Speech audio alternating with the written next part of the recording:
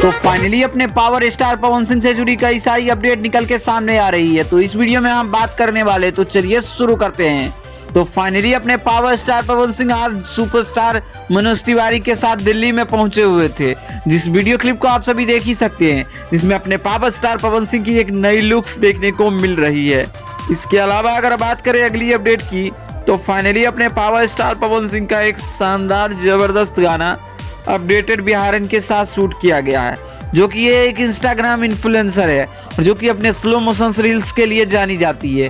तो अब कुछ समय के बाद अपने पावर स्टार पवन सिंह के साथ आप सभी को देखने को मिलेगी। इसके अलावा आप सभी को ये गाना बेहतरीन होने वाली है। इस गाने से जुड़ी कई सारी फोटो आई है, जिस फोटो को आप सभी अपने स्क्रीन पे देख ही सकते हैं।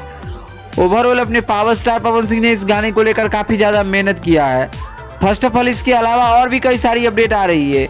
ओवरऑल अपने पावर स्टार पवन सिंह का एक धमाकेदार अपडेट, जो कि अपने पावर स्टार पवन सिंह को, इसको तो आप जानते ही होंगे, इनका नाम है निर्भय प्रताप सिंह, जो कि अपने आप को छोटा पवन सिंह समझते हैं और जो कि इनको छोटा पवन सिंह ने ही नाम दिया है। हालांकि काम ना मिलने के कारण अब पवन सिंह से ही टक्कर लेने के लिए पूरी तरीके से तैयार है ये लौंडा।